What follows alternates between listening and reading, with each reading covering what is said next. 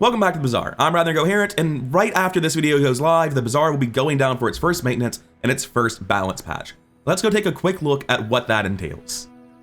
Coming over the balance patch, there's no hard numbers being given to us, and there's this thing at the bottom saying there are many other smaller fixes and adjustments, so it's really hard to know exactly what's going to happen. We're not getting numbers on the changes, but there's a lot that's being changed that's very good, and some that I don't know if I fully agree with, but let's get into it.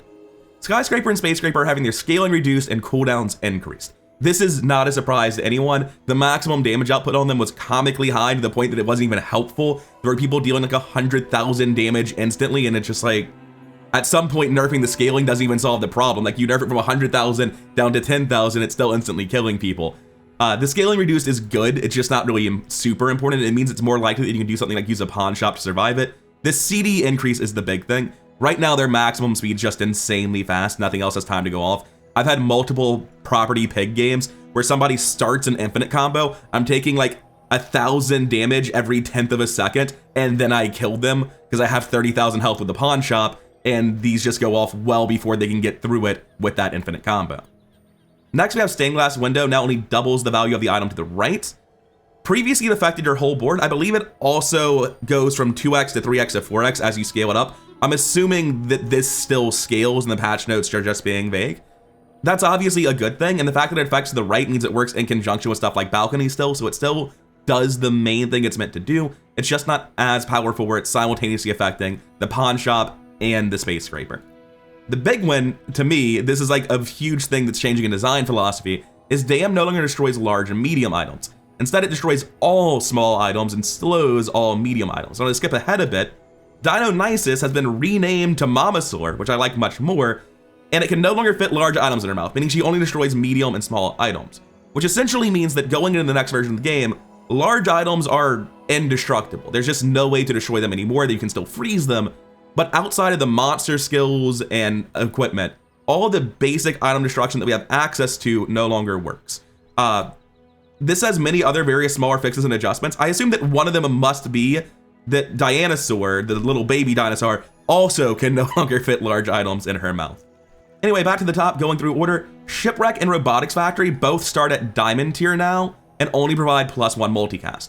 This means the version you previously got at Gold no longer exists, and now when you get it at Diamond tier, it's what the Gold version used to be. This limits how crazy the aquatic multicast builds can get, how crazy the Dooley friend builds can get.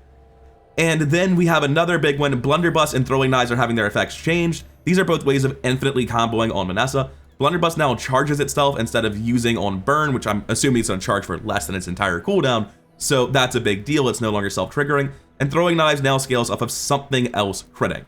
I won't be surprised to find out that there's like still some infinite stuff Vanessa can cobble together, but it's going to be a lot harder to do than it currently is. Next up we have Globe and Vanessa's Amulet having their enchantment timings updated, and I don't know what that means because these items are very different. Globe is an item where its main use is to sell it and you get a new event on Pygmalion. And people have been using that to like skip fights and what they perceive as bad matchups. And that's what I thought enchantment timings updated meant, but it must be something else because Vanessa's Amulet, unless I'm misremembering, is just the plus crit 1-slot item. So I've got no idea what these two notes actually mean. This one is huge and I'm kind of confused. I hope there's more going on here. The docks no longer offers skills as rewards. Right now, it gives you 2 resources. It gives you 2 gold. And then you get to pick, do you want a tool skill, a weapon skill, and I think the other one might be a shield skill, I forget. And previously, pretty much the reason to go there was to continually grab, like every time you see docks, you would go there to pull skill after skill after skill out of the same pool of skills to help you get closer to something. But if they no longer offer skills, that just means the dock says gain 2 gold. So like, since there's a gain 3 gold event in the game, presumably that's not what it does. I think this might get an incomplete patch note. If it really is just a gain 2 gold event now, it's kind of hilariously bad and almost always the worst thing on the board. And they've also adjusted some Dooley core skills to be less damage core specific. This is something that just needs to happen, where right now Dooley has a really awkward thing where you get a bunch of stuff designed to work for a core you don't have. Like, I would like to see a version of Dooley where you just don't get offered the things that are specific to certain cores, but for the time being, this is still something good for Dooley. And then, you know, they changed a bunch of other stuff too, who knows? There's also a big pile of general fixes. Adjusted tooltips for clarity. I hope it's going to include like a passive tag to make it obvious what does and doesn't work from the stash. Oh, maybe everything is supposed to work from the stash, because they fixed a variety of items that should have worked. Fixing enchantments that didn't work as described. Again, this doesn't necessarily mean they're all fixed, but I'm hoping this includes fixing things where, like, this is something that happened to me off camera. If you enchant the lifesteal block you get from the chef character, it starts with lifesteal. If you enchant it with toxic, it loses lifesteal. That's obviously unintended. I'm hoping the issue where lifesteal is lost upon gaming the toxic enchantment, I hope that's fixed. They fixed the issue where sometimes Radiant was getting frozen anyway. I saw people saying that it was being caused by having lifesteal, I'm not certain. Stained glass window is no longer a shield item, dam is no longer a freeze item. Those are both fairly important because it affects what stores they come from. This is actually like meaningfully important because one of the things I've been getting in my comments constantly is like, go to the shield shops, you're missing out on stained glass window. And actually, by the time this patch goes live, that will no longer be true. This one needed to get fixed. If you ever saw Infernal Greatsword, you probably saw it dealing like millions of exponential damage that was keeping from fight to fight that it shouldn't have been. Oh, apparently Pet Rock worked from your stash and I didn't know it. Mountain Pass risky after day 2 was always uneventful. It was actually bugged. Okay, so it wasn't just really unlikely, it was bugged. Oh, hey, cool. Deed was apparently bugged. I thought I was losing my mind because I remembered in my first video I tested multiplicative scaling with, I think, Deed, Window, and Pawn Shop, and I just checked my regen value in combat, then I removed Deed from my board, and I was like, wait a second, Deed wasn't affecting my regen value. So apparently there was a bug that could cause it to not work sometimes. And there was a bug where Skyscraper increased its own value in combat more than intended, which sounds right to me because some of the numbers I've seen were so high they didn't even make sense. And this is just the funniest patch that they could possibly have written. I really enjoyed it. Like, sorry, we fixed whatever the binary translated to be correct, our bad. And yeah, I'm hyped about this. I think the huge changes are pretty obviously that Skyscraper and Space Scraper are going to give you some amount of time to react now. Dam and other things no longer destroying large items, limiting multicast on the multicast builds. This opens up the end game a lot. I will say I'm suddenly very worried about Pawn Shop Pygmalion, because if item destruction is not affecting the large stuff, I think item destruction probably doesn't get run at all. And then that means that Pawn Shop Pygmalion has an insane amount of health. The things that are threatening to kill him might not work. I think Pawn Shop Pygmalion, which is already how I want to play Pygmalion even when I'm running Skyscraper, might be really strong going into this patch. But there's gonna be other changes. It's hard to visualize how the entire meta shifts, and there's a lot of stuff that's strong that's not really getting to see the light of day. For instance, almost every Dooley build.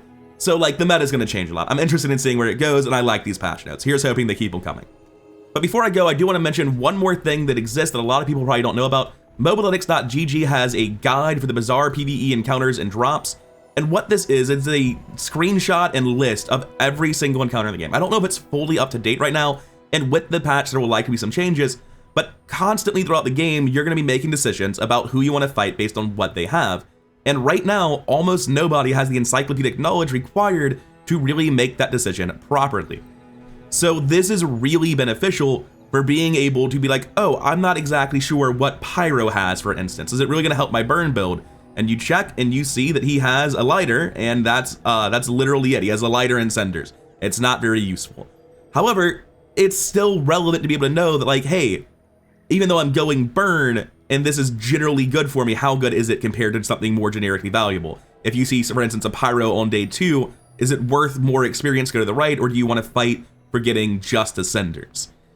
And that's one of the easier ones. One of the more interesting things, or the more interesting things rather, will happen in later days when you're one actual useful thing is being able to look up which mosquito has rush. Rush is one of the most important skills in the game, and I've more than once gone to dire mosquito and got by wasting my time for paralyzing rush, which has something wholly different. So I really value having this sort of resource. And this is especially true for the later days where as runs go longer, I am more and more likely to just repeatedly take the same high value fights, and I'm not going to be super familiar with, for instance, let's click on the sidebar, jump down to level 7. Yeah, the Foreman, for instance. I know he has these 2 items at the core of his build, but I will regularly forget that he has Cog. Gorgon Noble is a great example of a fight where I always take it, because it has the possibility of getting, what's it called? Petrifying Gaze, which breaks infinite combos. And knowing that that's there if you don't know this is a valuable resource, but for me, because I know about Gorgon Noble, I never fight other encounters of the same level. I don't know what Hydro Dude does off the top of my head at all. I would need this resource to find out that he is actually just like a terrible piranha build with a bunch of aquatic friends. And I wouldn't want to fight him unless I was just going to him for the experience. Anyway, I just wanted to quickly throw that into the video, make sure everyone knows that this guide is out, that this resource is available, and obviously it's going to be a little bit wrong going forward, because like, of course it is, there's no way for it to be accurate when the patch notes are changing things, but it's still really, really valuable, even if it ends up being slightly inaccurate after each patch, just because, Jesus Christ, this is one of the most important decision points in the game, and being able to make it in an informed capacity is so incredibly valuable. And realistically, a lot of the time it won't matter if you know this, because you won't even get what you're looking for anyway, but being able to have the odds to get the right items, to go for the right enemies is so valuable. And also, just like being able to check off of memory, oh, Void Glass, is that the one that goes off instantly or later? This is the one that goes off later, it's the one with the eye, but you can come here and you can see, okay, it doesn't have the skill where something self-destructs immediately, it's the one that slowly charges the thing and destroys stuff, we can burn them down. It's just so incredibly helpful for decision making. I'm probably gonna have my videos start including a lot of editing, where I alt-tab check this and then cut it out after I confirm, like, oh yeah, that's the void enemy I can kill. I feel like I'm so happy about the Mobalytics resource existing that I'm just rambling in circles, so I'm gonna call it here. I've been rather incoherent. I hope you enjoyed the video. If you did, please do like, comment, subscribe. All that stuff really does help the channel grow, and I really do appreciate it. And I cannot overstate my gratitude for my supporters, both as patrons on Patreon. I just had a small aneurysm when I said those words, and as channel members on YouTube. Thank you for your time, and I'll see you in the next one.